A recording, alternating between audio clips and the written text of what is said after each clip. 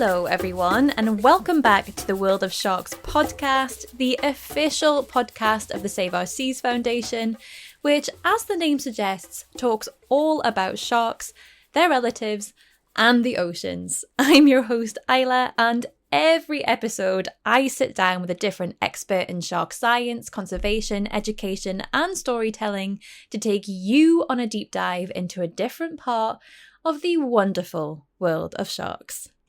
Now, this episode is probably one of our most requested episodes to date.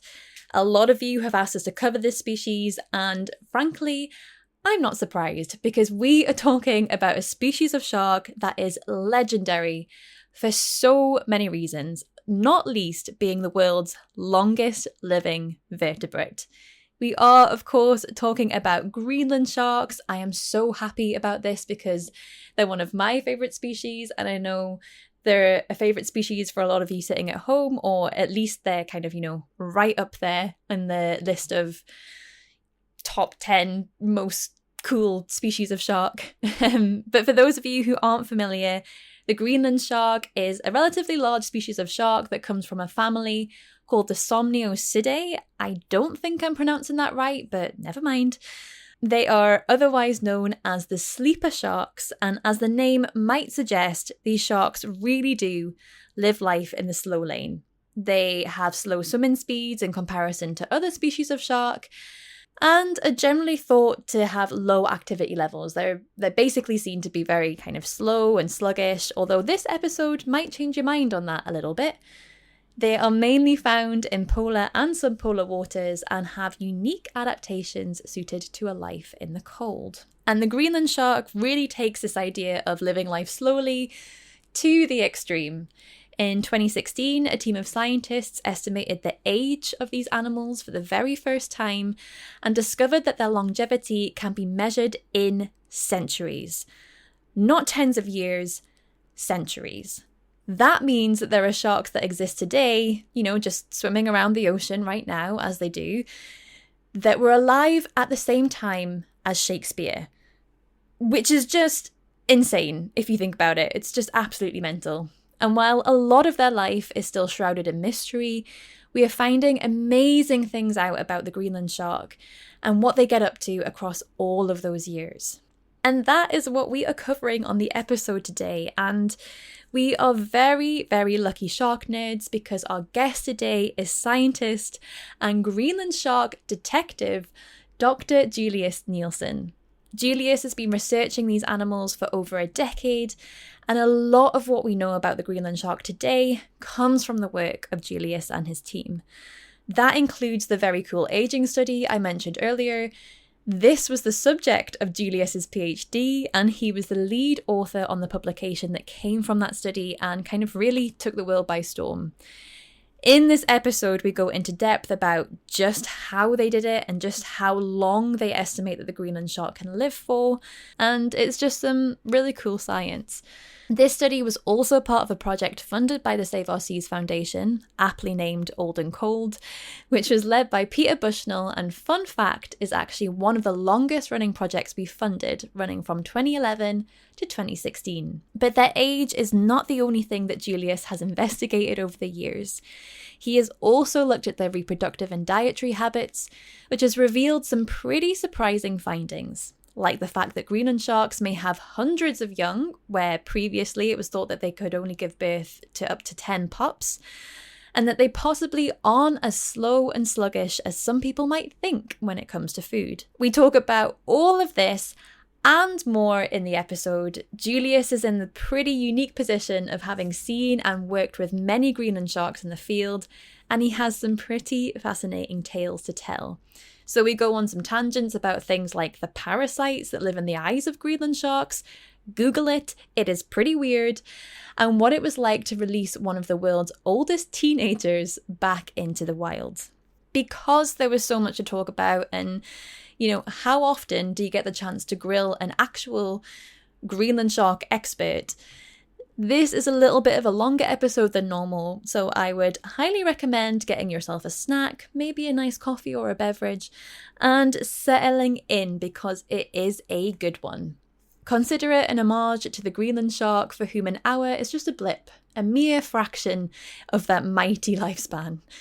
All right, without further ado, get ready to meet a 200-year-old shark and let's dive into our episode.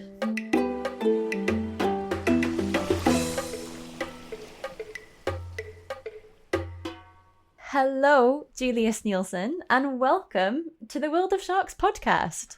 Thank you very much.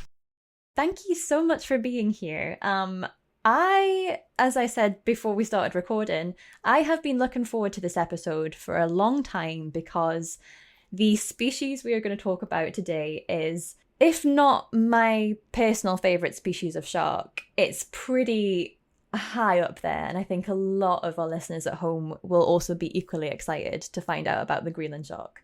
But before we actually learn about them, we're going to learn a little bit about you. And my first question is, I know it's quite difficult we ask every single guest this question, and every single person always says that it's a difficult question to answer because a lot of the people that we're speaking to have spent quite a lot of time in the ocean. But do you have a particular experience with the ocean that stands out for you as the most memorable? Yeah, well, it definitely is a difficult question because I have spent quite a lot of time on the ocean the past 10 years, 14 years actually. So I think I've had many memorable moments. But one of the very, very special moments, at least, was actually in relation to Greenland sharks, because when I just finished my PhD,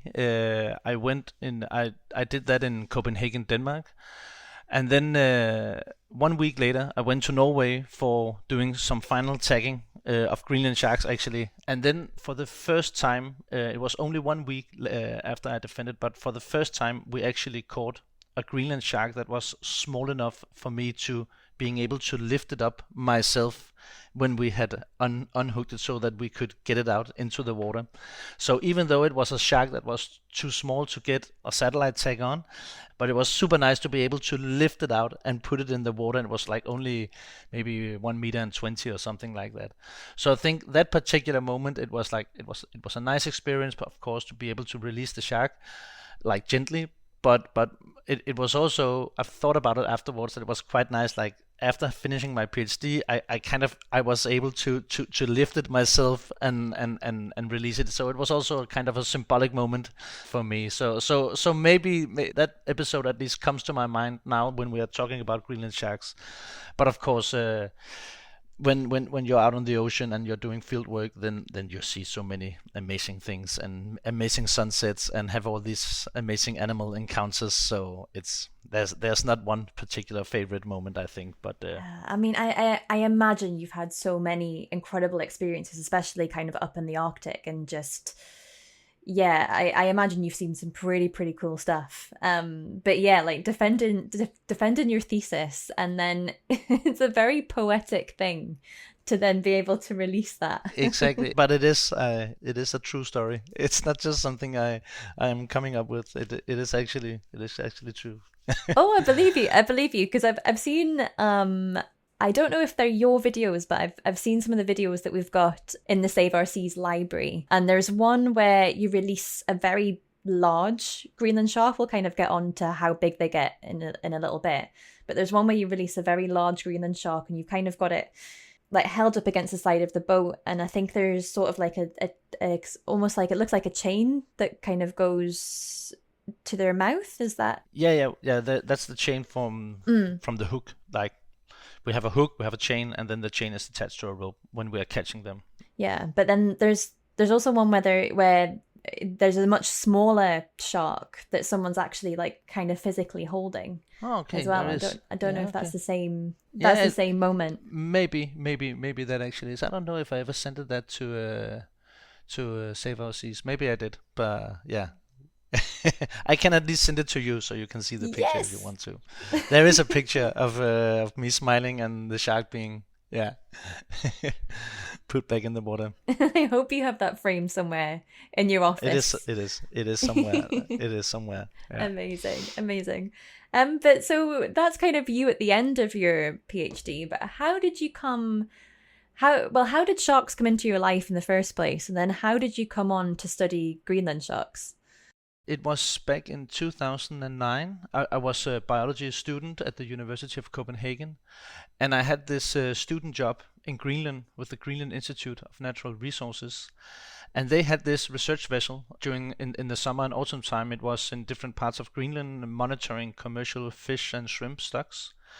And I was lucky to get on board to get a job to measure shrimps and fish and ID them and all of this whenever the big nets were coming in. In the first year I went, I was told that there was another cruise that the one I was participating in, that there was a cruise where they were catching Greenland sharks. And at that time I had never heard about a Greenland shark, but I heard about that they caught these enormous sharks, like 3-4 meters. I was just like, wow, I've never heard about them. And then the next year I just wanted to go on that particular cruise in that particular area where they are most commonly caught to see them. And then we were lucky on that trip, and we did get a couple, and they were just enormously big. I think the biggest was like 4.5 meter, and I think we weighed to about 1,000 kilo or something like that. So that was in 2010 when I saw my first Greenland shark. I was just super amazed by it, but to be honest, it was not because I felt this strong connection that I had to do all these things now with this animal, but it was just like one of many animals that I saw those years that I was fascinated about. But then some years later, maybe it was the year after or 2 years after, I had a lecture at the University of Copenhagen during my education to become a biologist with a professor called John Flink Stephenson, and he was talking about Greenland sharks and the work that he was doing and how interesting they were. And he was working, among other things, with aging the Greenland sharks. And he had this location up in an area around somewhere in Greenland called Disco Island, where there is a research station where he had been catching sharks, and he was working on trying to figure out their age, because I guess we will talk more about that later, but there was these things that they were like supposedly super old, but you can't really use any conventional age methods. So he was telling this entire story to the class, and I of course was listening very carefully because I had seen one of these sharks. And then as he went on, he said that the sharks he was catching was like, I don't know if it were 2.5 meter or 3 meters or something like that, but he said, well, he really wanted some of the big ones because they were presumably some of the older sharks. And then I raised my hand from the back line in the classroom, and then I said that like last year or the year before I had actually seen one that was 4.5 meter, and he was like, immediately, of course, he was interested, and he was like, oh my god, and we need to talk after that to hear more about it. Then we had many meetings and talks and so on. And then some years later, I was ready to do my master project. And then John gave me the opportunity to work on this aging study that he had been working on for some time at that point. And and then it was first my master, and then after my master project, we could see some of the results that they seemed to be old, but it needed more digging. So the master project then became a PhD project, and here we are. Yeah, and here we are. Yeah, exactly. Yeah. But when you first saw that Greenland shark for the first time on your cruise, before you kind of even learnt about them in the lecture, did you actually know kind of anything about them? Did you know like kind of how old they can get, or it's just the size? No one knew anything about that before we came up with some numbers for it. But I remember that I was told from someone, I don't remember who, but someone said something that they are growing super slowly. I remember someone on the boat saying that, so it was probably one of the biologists who knew, because there is this old study which is more than 50 years old that John also mentioned in his lecture, and it's also something that we mentioned in the age study that we did. But there was a Danish biologist who kind of started or established the idea that Greenland sharks are probably very old animals or capable of getting very old. But he was tagging sharks in Greenland to see how they were growing. He caught the sharks and he measured their length, and then he put a little tag on so that if it was being recaptured, then it could be measured again. So he went on several years trying to catch the same sharks again, but he never managed actually to catch any sharks himself. His sharks were caught all over Greenland, but by fishermen catching them randomly, and so he got reports of recaptures. But if you are to measure the length of a Greenland shark, you have to be super accurate. It's almost impossible, even when they are on a boat deck or when they are on land. If it's a 3-4 meter long fish, it's super difficult to measure the length exactly. And if you just like move the tail a little bit in one direction, it can change 10 or 15 or 20 centimeters in the final reading. So for the numbers on the lengths that he got, like 50 years ago, that this Danish scientist got back, it was like untrustworthy, because some of them had got like 1 meter longer in 1 year, and some of them had gotten a half a meter shorter in 2 years or whatever. And he just, like he mentioned in this study or this paper that he did back then, that got a lot of untrustworthy information, except from one shark that was measured by a close colleague of him, who took it up on land and measured it accurately. And that shark had grown from 262 centimeters to 270 centimeters. That was 8 centimeters in 16 years. He did not report if it was a male or a female, but if it was a female, it would be a teenager. If it was a male, it would be a male that has potentially just reached the adult life stage. So it was not a shark of maximum size at all. And he didn't conclude back then and say, well, then they are most likely super old. But he said they must grow very slow. And since they get up to more than 4 or 5 meters, then those animals must also be very. So that story was, I was told that when we caught the shark. So I had an idea that they were capable of getting very old, but not in any not anything more than that. And it was first when John mentioned it that it kind of came back to my mind. Oh yeah, that was also interesting about these sharks. But when I saw them, I was just like, it was just like all the other things I saw in those years for the first time in my life: killer whales, fin whales, all these many different fish, spiny lumpsuckers, small things and large things.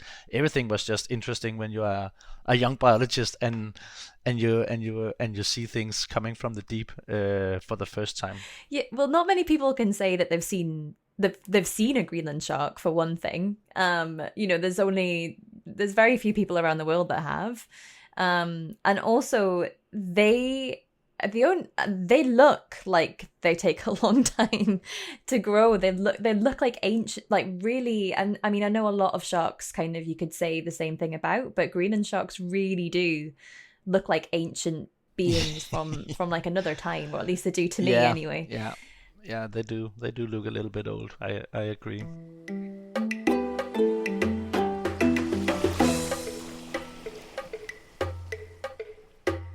First, I kind of wanted to go into the basics of Greenland sharks. We're kind of already talking about it a little bit, but they come from the sleeper shark family, which is a fantastically named family of sharks. I'm going to butcher this. The Latin name is Somniosidae. For someone who is unfamiliar with the Greenland shark, for example, like how would you describe them? Well, I don't share that, but I can say that most people, when they see them, say that they're ugly. Aww. And they say that they are disappointed and they don't think they look like a shark. Who are those people? That's very rude. Yeah. But many people I have been sailing with, whenever we are catching them as a bycatch, and they're like, oh, they're not that. They expect this apex predator. Great white shark whenever they think about a big shark, I guess. But if you are to describe a Greenland shark, they're often very big. It's quite rare to see them smaller than 2 meters. When you catch them, they are also very slow and docile in their movements. When they're laying on a trawl deck, they sometimes you can actually be in doubt whether they are alive at all. And that's also when you catch them on a long line, not just in a trawl. and so their movements are super slow, and then they have very small eyes actually. They have also very small gill openings, and they're kind of quite blobby, or their body structure is not as hard.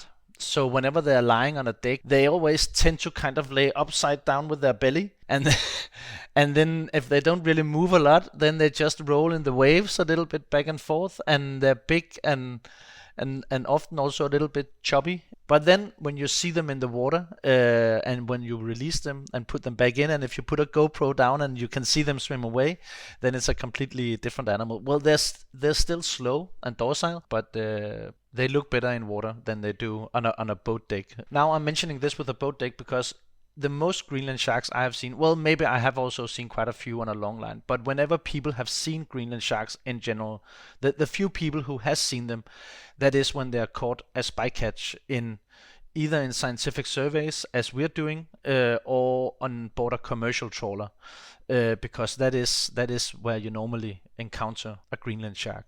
Yeah, because they're a deep water species mainly, right? So you're not going to easily come across them when you're swimming. No, you will never come across them when you unless you're swimming like in the Arctic near floating whale carcass or something like that, or if there is some hunters who are butchering a seal or cutting up a whale then there are many reports of the sharks coming up. I've never seen it myself. I really want to, but I haven't. But otherwise they are like deep sea. Of course, now I think I'm forgetting one of the most characteristic things about the Greenland sharks. Besides that they are often very big and that they have small eyes and they're grayish and docile, then they have this parasite on their eye, which is super common for them to have. They don't always have it, but I think it's like it depends a little bit on what region you are in, but I think it's like 99% or something of them has either one parasite on one eye or the other eye, or on both eyes, but never more than one. I don't know how many exactly I've seen, maybe 250 or something I've seen, and I have one shark that once had two parasites on the same eye, but it was one out of 250 maybe. So you need to see a lot of the Greenland sharks to see that. So it's definitely not often, but the parasite, that's super common for them to have. It looks so bizarre because I've seen it in some of the videos that I've seen. Obviously, I've never seen a Greenland shark, but in real life, but I've seen it on some of the videos, and it looks like it's got like a piece of string like hanging from the middle of its eye, or something really bizarre. Yeah, it is actually. It's like this white worm hanging from its eye. It's not a worm. It's a copepod. It's a copepod parasite, but it looks like a worm. That is hanging from the cornea of the eye. Do we know what they're doing? Sorry, I'm going a little bit off topic, but do we know what they're doing while they're on the eye? Well, they are just sitting there, and they are growing. The parasites are growing, and then they produce eggs. And when they have produced their eggs, then they fall off the shark again, and then a new parasite will come on the sharks. When you look at their eyes, then you can see many scar tissues from previous infections. And one of the great myth, or like one of the things that you can read many places, is that the Greenland sharks are blind due to this parasite. But I don't share that opinion at all, actually. I don't necessarily think that they have a good vision, but for the sharks that I've seen, because I had also read the papers on this, like that they are producing this scar tissue, and that the scar tissue then at some point gets so severe that the shark cannot look anymore.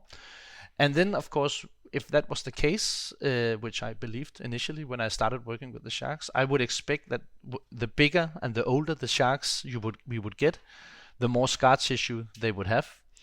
But that was just not the case at all. It was always kind of the same level of infection you would see. You would always see marks from previous infections, but what you could also see was actually that some marks were very white and very newly fresh scar tissue, but you could actually also see previous marks that was disappearing, that was getting transparent again. So I'm absolutely convinced that the Greenland shark can actually regenerate its own cornea. Yeah, so I don't think they're visual hunters, but I'm not buying that the parasite causes blindness, because I believe that they are there, and they may not improve the vision, but I don't think they make them blind. Interesting. Yeah, so not totally blind, but also not, perfect 20/20 vision either. But like you said, like why would you need it if you live in, do we know how deep they can go? Well, no, we don't know how deep they can go, because they can most likely go deeper than what we know currently, but the deepest record is 2.9 kilometers. And that was a long line deployed at that depth. And I imagine if you deployed some long lines in some certain areas at 3.1, 3.5, well, I think you would get a Greenland shark also at some point. They are not commonly below 1,000 meter, or at least below 1,500 meters.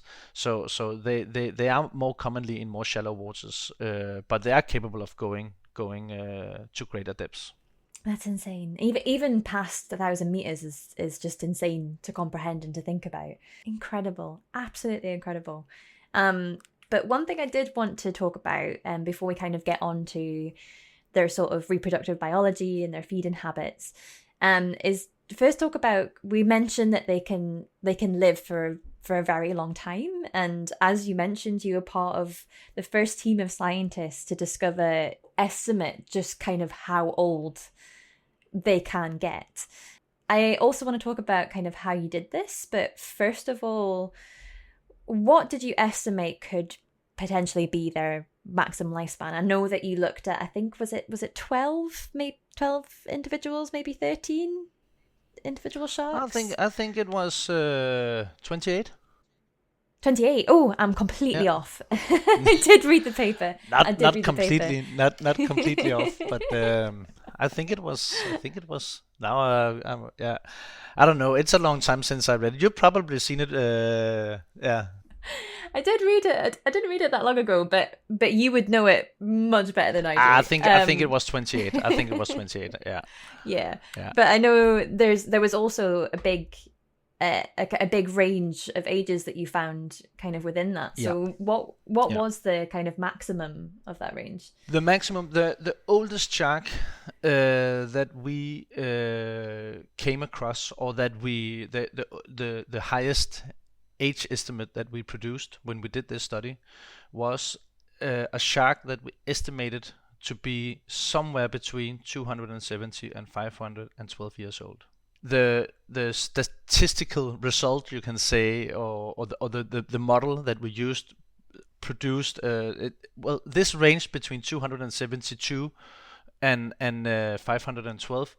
That range represents the 95% probability, and the most likely in that range is around 400 years. But actually, I'm not that keen of exactly that, because people tend to be very focused on that. We then came up with that they were 400 years old, or even 500 sometimes. I often see that too.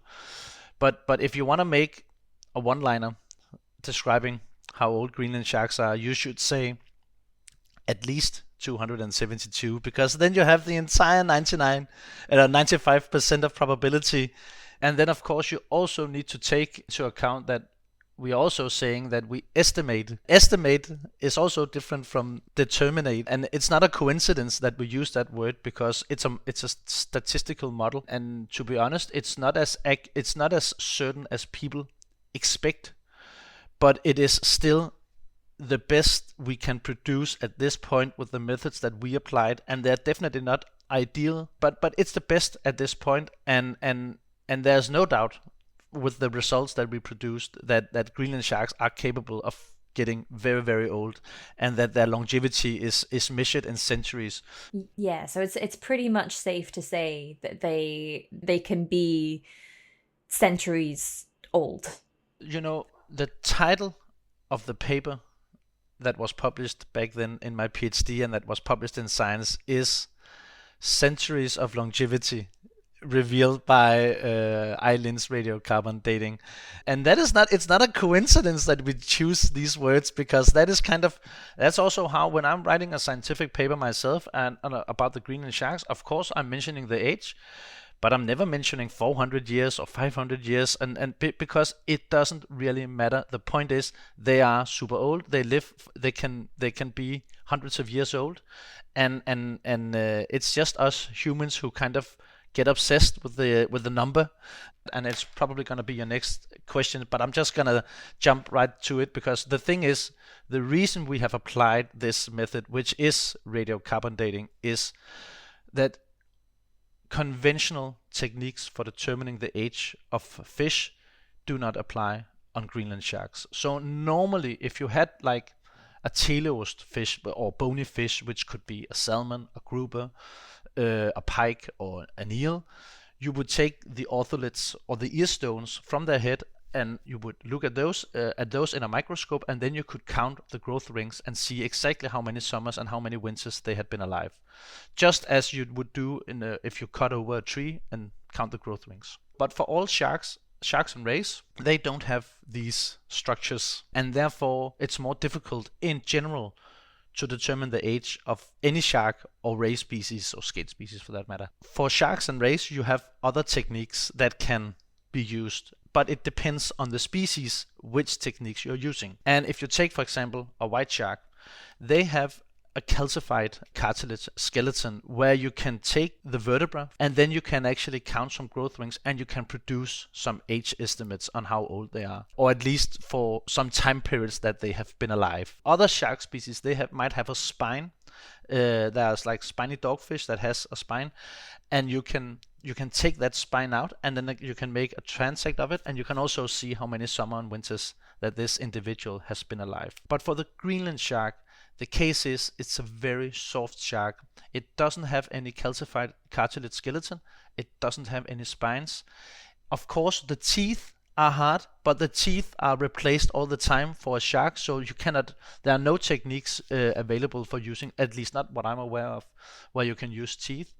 The thing is, for Greenland sharks, there are just no methods that apply for any other species of shark that can be used on Greenland sharks. Therefore, for decades, people have just wondered and looked at those numbers from that Danish scientist called Hansen, who reported these slow growth rates or slow growth increments, and they have just wondered and said, okay, Greenland sharks are most likely super old, but there are no methods to investigate this any further.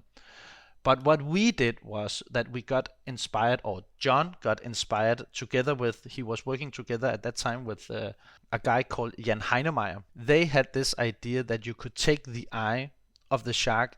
If you take the eye and you take out the eyelids, then the eyelids is composed by very, very unique material, and that's actually the same whether it's a parrot, if it's an elephant, or if it is a Greenland shark, because if you take out the eyelids, it's made out of biological glass. I mean, if you take the eye out, if you cut it open, you can take out the eyelids, which is this little glass-like structure, like a ball inside, and if you take that, it's only growing on the surface.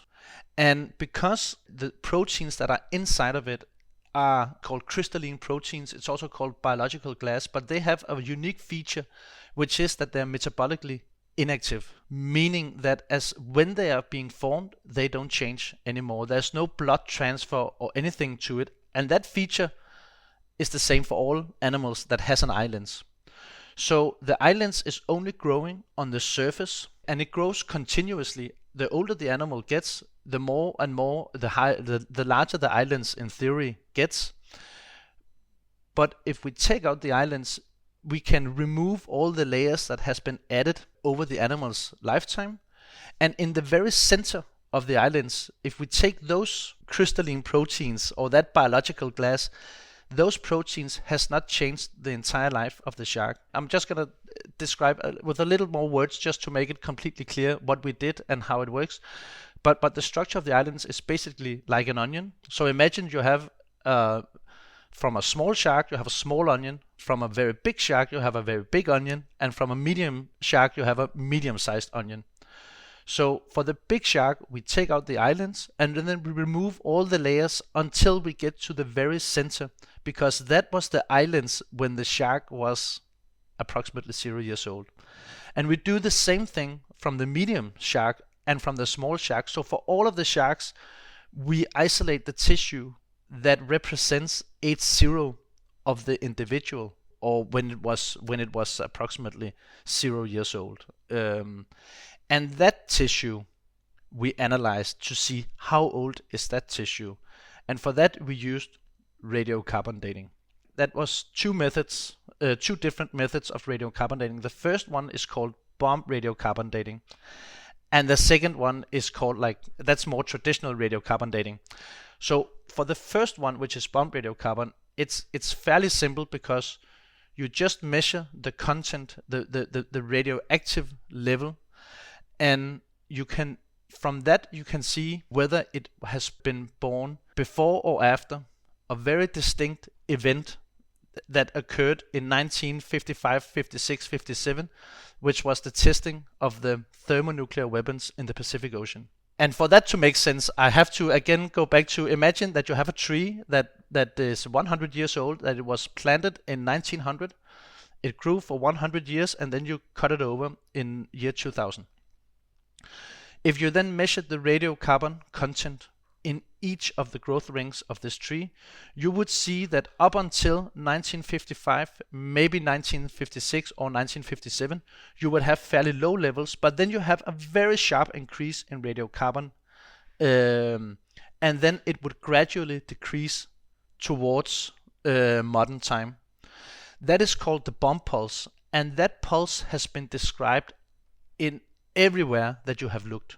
In all chronologies that has been made, where you have, like in corals, in many different fish species, in whales and trees all over the world, you have seen this spike. That is just insane to think about, because we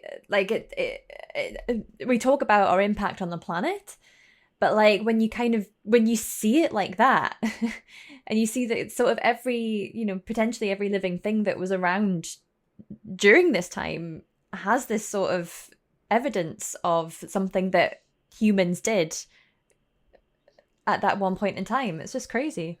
Exactly.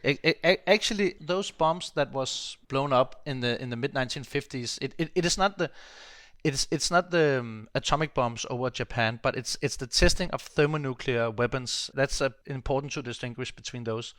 But they were basically the largest chemical tagging experiment that has ever been carried out, because every living creature on Earth incorporated elevated radiocarbon levels due to this event, but not to a degree where, obviously we know, no, it's not that it was not so that people or animals or creatures died from it, but it was just levels that you can detect many years later when you are then doing a chronology.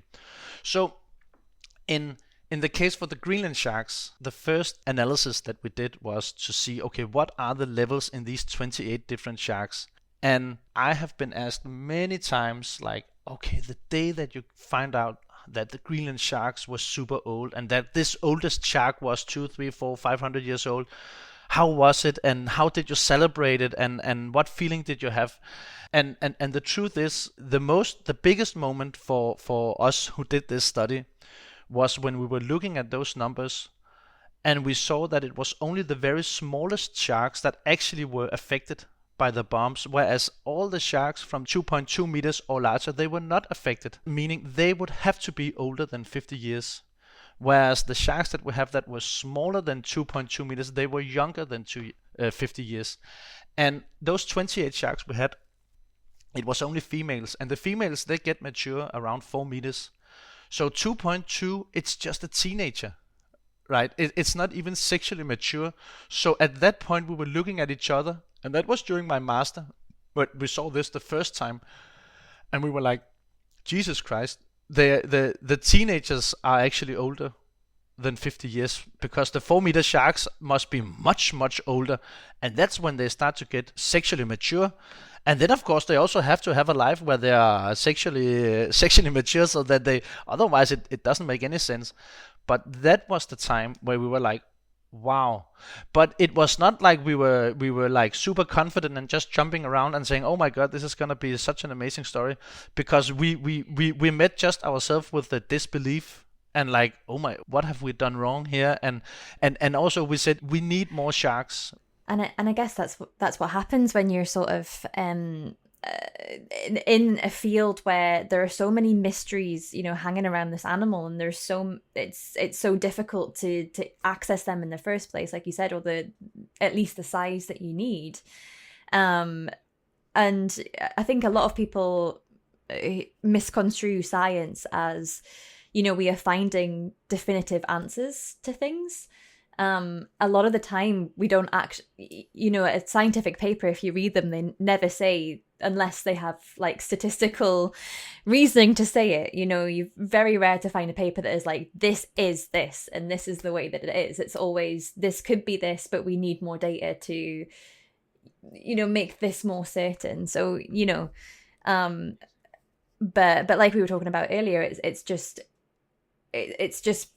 added weight to the argument that Greenland sharks do live for a very long time.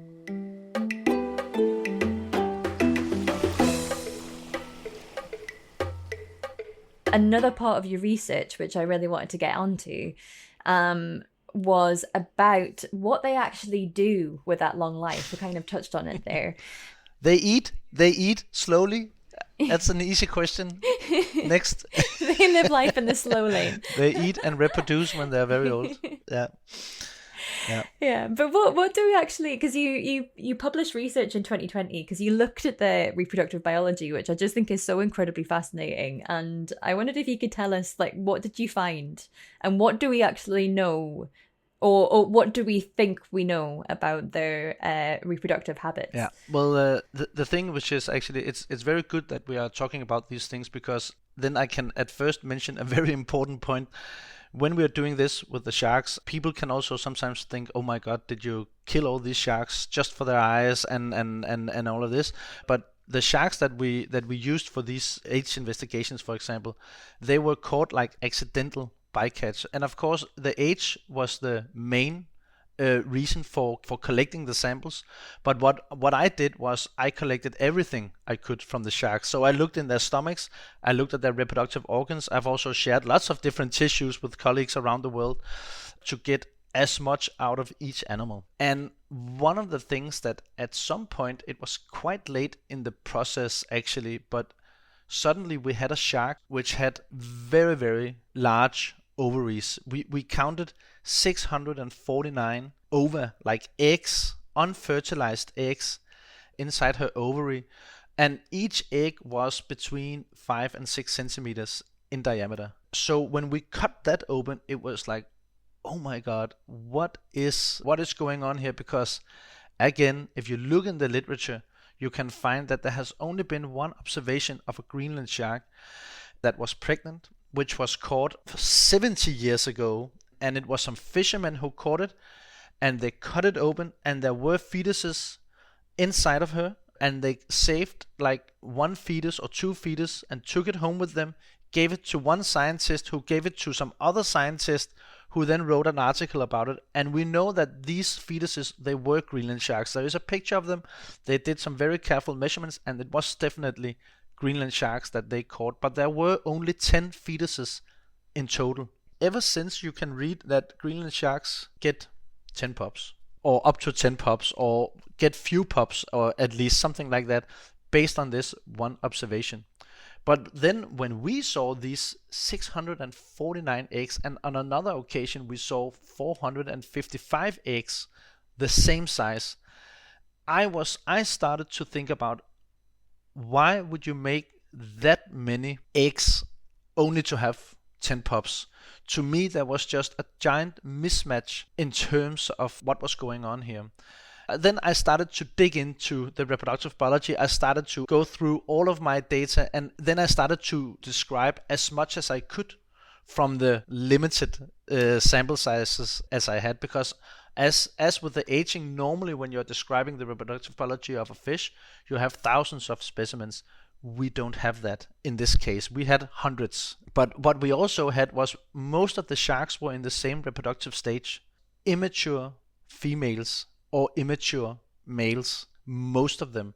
Then the very biggest ones, they could be adult females, but they were not likely. Most of them, they didn't have these big ovaries, and they were never pregnant. Sometimes we could see that they had given birth previously, but they had rather small ovaries that was not so developed. But then we had these two observations, and then I has really been digging into the literature to find out, okay, I have seen the reproductive cycle, parts of this cycle that we are seeing, but there are other species, closely related species, like other in the same order or in the same family, where the reproductive biology is very well described.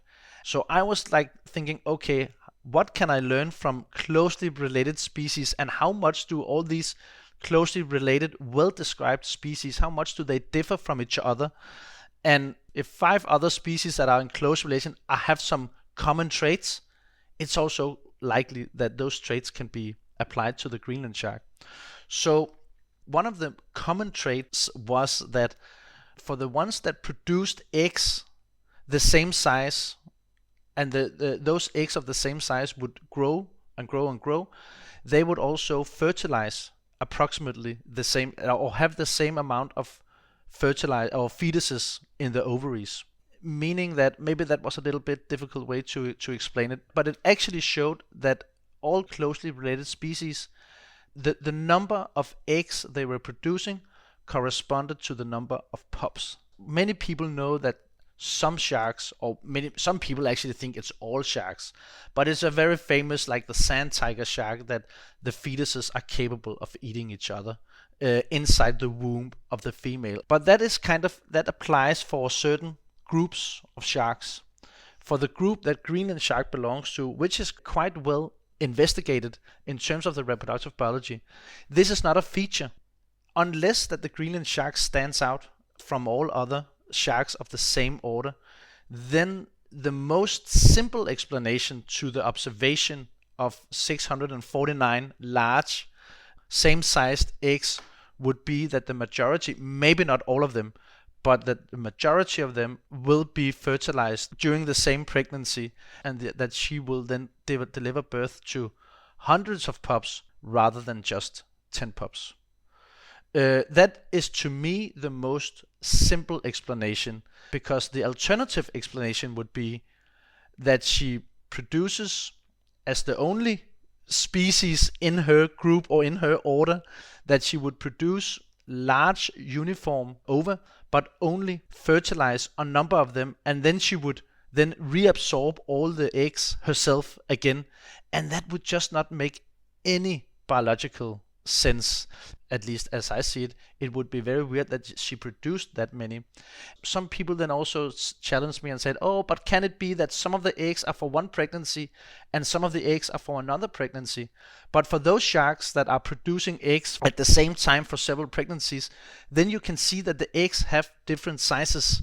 So the batch that has the same size, they go into the uterus upon fertilization. And since she had 649 that had the same size, and another one had 455 eggs of the same size. And then of course you can say, well, but what about the 10 pups back then in 1950s? I was digging into the literature. I did a PhD, so that was basically my job, was to be not a pet detective, but animal detective, Greenland shark detective in this case. And actually what we came up with was that the study that was made and described those 10 pups, as I said, it was not the scientist that got it. So there were some fishermen who caught it, who delivered it to one scientist, who gave it to another scientist, and they described it without mentioning the middle link. They just said, we have this pup that was 10, and then they described it. That was fine. But I found a description made by the guy who actually received them, because he made a book. And he said that the fishermen who caught them were Greenland shark fishermen. They were targeting Greenland sharks, meaning it was not a trawl of some kind, it was not a gill net, it was a long line that had been deployed in offshore waters. All of this information was available in this guy's book. That was important information, because nowadays, if you were to catch a pregnant female on a long line and she had pups inside of her, you would expect that the female can evacuate her uterus if she is in danger, because that's a very common feature among all sharks. It's commonly seen that when the pregnant female is in a life-threatening situation, she gives birth. And that has been described for many species, and I've seen it myself also for other species, not for Greenland sharks, but I've seen it for other species being caught, and then the female just suddenly she just starts to give birth, even though that she might actually either be dead herself or dying or out of water. So a Greenland shark that has been on a long line that was pregnant, and we don't know how long time she was at the long line back in the 1950s, but it's definitely certain that they did not deploy the long line for just 1 hour or 2 hours, because when you do this, you deploy a long line for at least 24 hours or 12 hours or so. Since that this pregnant female with 10 pups was actually sitting on a long line, then you cannot use her fecundity number for anything. To me, the most simple explanation here is just that the Greenland shark might be a fantastic animal and mysterious and all this, but it is related to other shark species, and there is also order in nature, right? If they have that many large ova, well, then it's also likely that they can fertilize the majority, just like all other closely related species. And then when you have that, they are super old and live for hundreds of years. And as we didn't mention, one of our aging results was also that the females are older than 100 years when they reach sexual maturation. So of course, if you are older than 100 years and you only produce 10 pups per pregnancy, then there is a lot of conservation warning lights, which is red flags. There's everywhere. red flags everywhere, and I think it's absolutely fair that there is red flags, but it shouldn't be due to the fecundity, because I don't share the perception that Greenland sharks has a low fecundity. I think they have a very high fecundity. Right. I have so many thoughts on this, because this is the part of things that surprise me the most. Firstly, I am going to introduce you now as Greenland Shark Detective. I do think that should be your official job title. Yeah, I think it's suitable, actually, to be honest. That's me. Yeah. You need like a little badge. But secondly, that was one of the things that really did surprise me when I was reading through your papers and researching this episode. And I also fell into the camp of believing that not only Greenland sharks, but I kind of had the thought that similar species of shark like that, had a very low fecundity. When you hear slow to reproduce, you imagine in your head as well, like small litter size, large young. And it was actually, we had another podcast episode with Britt Fanucci, who's a deep sea shark expert. And she was talking about the white-tailed dogfish. And they had a very similar experience where they found a pregnant, gravid female. And I believe she said it had 59 eggs or young. That absolutely blew my mind, because, obviously that as a strategy could potentially make sense. It's just one that you just don't associate with that kind of species. And the Greenland shark was the same. And I just think it's completely crazy. I didn't actually know that many species of shark actually, do you say eject the uterus, or kind of effectively do that? Yeah, no, they just give birth. They just give birth to fetuses when they are in a life-threatening situation. And actually last year I went again. I went on a specific survey in Greenland because I knew that we were getting black dogfish in this area that were pregnant, because I wanted to document this exact thing or phenomenon. Because what I saw was we when we got the pregnant females, it was the ones where the pups, they could still have a very large yolk sac, but the ones that gave birth, they would have pups coming out that was capable of swimming themselves, so they kind of had a chance. But the ones where the pups were not moving or like not very alive, they would not automatically give birth. So I think that the female, whenever there is like a chance that the pups can survive, then they will do this in a life-threatening situation. Sharks are just the coolest. yeah, exactly. Yeah, exactly. But we talked about. I've just lost my mind over the whole reproductive biology thing. I'm also just It's so cool. Sharks are very, very cool. Greenland sharks especially very cool. But you've Absolutely. also studied your feeding habits, and I don't want to kind of leave that out of the podcast episode, because there's quite a common, I think it's a misconception maybe, but there's quite a common idea that they're not very active hunters. They're quite lazy and possibly scavengers. So is there any truth to this? What do we know about what they eat? We definitely know that they are scavengers. There's no doubt that they're scavengers. There's absolutely no doubt that the Greenland shark would scavenge whenever it gets the opportunity, because it's an easy meal and you don't spend any energy on it. But that being said, there is also a belief that they are capable of active hunting, even though as slow as they are. And when you catch a Greenland shark, I must say, for all the Greenland sharks I've seen, 99.9% of the times I have seen an animal where I thought to myself, no way that they would be capable of catching a fast swimming fish, or a seal for that matter, that was fully alive, or a whale, because they are super slow and docile. But there are ways of catching animals even though that you are not faster than them. It doesn't have to be like a cheetah running, and you have to swim faster than the seal to catch it. There are other ways. So I know that there are some Norwegian scientists who did a lot of studies in Svalbard. These scientists are mainly working with seals, and they know a lot about seals. And they said that seals, when they're sleeping in water, then you can actually approach them super easily. And you can almost touch them when they're sleeping in the water to avoid polar bears. And they imagine that the Greenland shark, well, you can either swim faster than your prey, or you can sneak up upon your prey. And if you're super slow and you have a sleeping seal, it might just be possible for the shark to make some kind of lethal wound or whatever on the seal that then might swim away, and then the shark might find it later or whatever. That's like one hypothesis, and I definitely think that's possible. I have seen many seals, or found many seals inside the stomachs of them, where I couldn't see any signs of the seal being shot or being dead before being captured. But of course, I don't know. But what these Norwegian scientists also mentioned, and which I fully support, is that whenever they saw animals like seals and fish that were freshly ingested, they would sometime, but not always, also find scavenging fauna in association with it. So the idea is, if you have a seal lying on the ocean floor, or a cod lying on the ocean floor, there would be brittle stars, there would be amphipods, there would be snails that has also found this animal. And then if a shark came along and picked up the scent and ingested it, and everything just went in, then it would also suck in amphipods, snails, and brittle stars.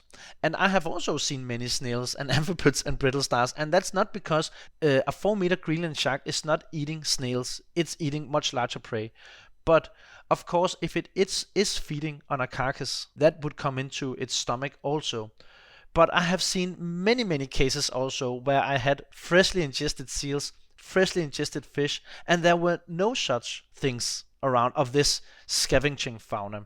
So one of the arguments is, and it's not a direct observation, but it's kind of a secondary argument, or I don't know how to say it, but it's like supporting that it must be capable of catching something which is alive, because otherwise there would be much more of this scavenging fauna inside of its stomach.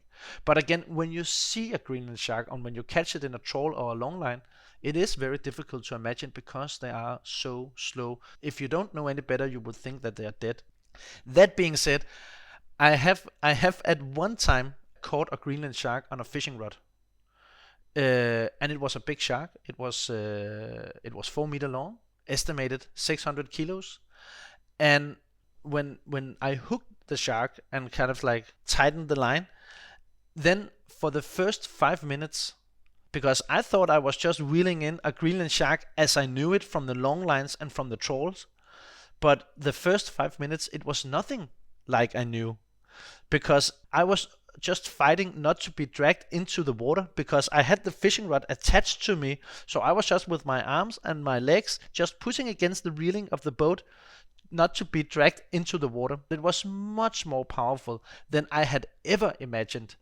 But then slowly it turned into a normal Greenland shark. And I mean normal in terms of what I was used to see, with slow movements where they can roll, and it rolls around and you can feel that it's rolling. And so at the end it was a normal Greenland shark, but I never forget those first 5 minutes. And then I realized, okay, the majority of Greenland sharks, so whenever people are seeing a Greenland shark and seeing these slow animals, it's always in a trawl, or it's always from a long line. And there has also been some studies where they put an accelerometer on Greenland sharks, but they were also caught on a long line, meaning that they were exhausted animals, and then they measured how fast they were swimming for the next 12 hours. And if you are a shark that is 100 years old, or you're living for the next 100 years or 200 years, and you're being caught one day in a long line, who says that you will just go out 3 hours later and perform your best and catch a seal? You can wait a week, you can wait 2 weeks, you can wait a month. So just because you have measurements of a shark 12 hours after it has been caught on a long line, it doesn't mean that you have seen the potential of what the Greenland shark is capable of. That being said, I don't think they're swimming fast, but I definitely think they can swim faster than what we normally see when they are at the surface. Yeah, we're not seeing like like we discussed like at the beginning of the podcast. We're only kind of seeing them. We're not seeing their entire life. No. We're seeing a very, very small snapshot of it. It might be that they can do both. So they can either be, they can take advantage of a carcass that's appeared, or they can actively hunt when they need to. Yeah, exactly. Just like all other predators. And then one of the last things that I also think is very important to mention here is that actually in Greenland, when we are doing this trawl survey, as I mentioned to you sometimes now, it's actually quite common that when we are fishing inside a big school of fish, like where we are getting lots of cod, sometimes we are finding those schools with the acoustic equipment if we want to do some tagging. So we know, okay, here there is a high density of cod, and then we put down the net, and then we maybe catch 200, 300, 400 kilos of cod, maybe 1,000 kilos of cod. On those occasions, we actually also quite often get big Greenland sharks, and they are filled up with cod, and not just cod that has been stuffed down their mouth while they were in the net, but we can see that they it's like all digestive stages of cod. So we know that the Greenland sharks are actually being attracted to big schools of especially Atlantic cod. And I would just have a very hard time imagining that this shark would just swim around in a big school of fish and wait for one of them to fall down on the ocean floor dead, and then go and pick it up. I definitely think they're capable of catching these fish. So I think they might be capable of 1 or 2 fast burst swims, and then maybe getting a little bit closer, and then maybe combined with some suction feeding or whatever, they can ingest a fish or a seal or whatever. People always ask me if Greenland sharks are dangerous, and I don't think they're dangerous, but I also clearly emphasize that with all the seals, like large intact seals, are found inside the stomachs, I would never go swim nearby again. If there is a whale carcass or something being butchered in the Arctic waters, I would not go swim right next to it, because I definitely imagine a Greenland shark could be there in hunting mode, and I would not want to meet that. And also just the same principle that you would apply really to kind of any wild animal, to be honest, is not to get in the way of it and its main source of food. Exactly.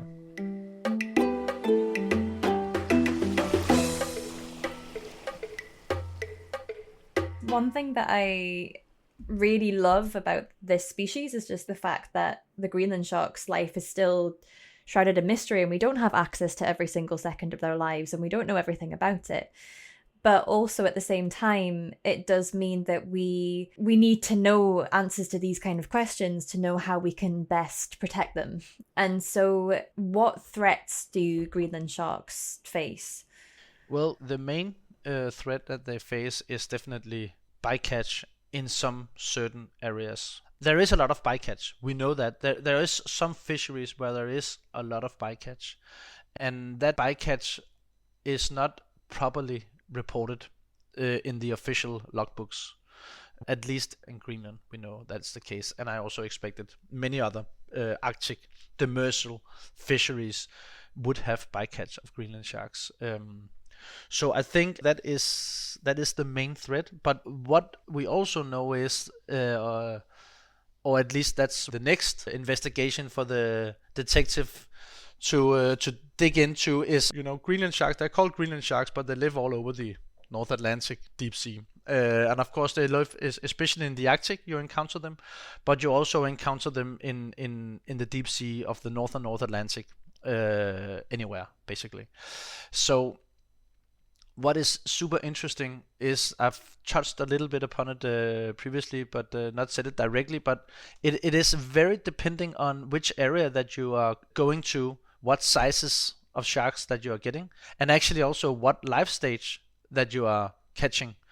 And the adult females, for example, is much more restricted in their distribution than subadult animals. They prefer much warmer waters. So I would say bycatch in the regions which is occupied by the adult females, that is a big concern. They are super old, and they definitely do mature late. That is one of these warning lights blinking. Then there is this with the fecundity. Well, I think they are very fecund, or have a very high fecundity, which is not as big a warning light as if they had a low reproductive output per pregnancy. But then again, I think there are some areas where if you have bycatch in those areas, well, that's another warning light. So for me, I think whatever conservational actions and things that should be done to protect Greenland sharks, for me it's very important that it's the right ones, that it's the right arguments that is being used, and the right efforts that is being made, and I think to identify the areas where the bycatch is highest for these important life stages, in terms, or like where the effective population is, the ones that are reproductively active. I think that is very important, and that is also the greatest threat. And I'm watching the time very carefully, because I'm aware that I've kept you for much longer than I said I would. No, it's no problem. But I only have one final question for you. So this whole conversation has been so incredibly fascinating, and you know how you said you could talk about Greenland sharks all day, so could I. It's just like an endless bounty of things that you can talk about with them. But my final question is, and you can pick the species we've been talking about, but it is, if you could be any species of shark, ray skate, or chimera, I had to add that because we've had so many deep sea experts on, in the world, what would you be and why? Well, that's an easy one, because as I said in the beginning, it's not that I'm fascinated by all animals, but it's not that I have a particular thing for sharks. So the only thing that I can, if I could choose, I would like to be a pregnant Greenland shark, so I can confirm my hypothesis of where they go and give birth to their hundreds of pups, because I don't think I will. I have a very strong hypothesis, and I'm quite sure I'm right, but I would just really like to be 100% sure.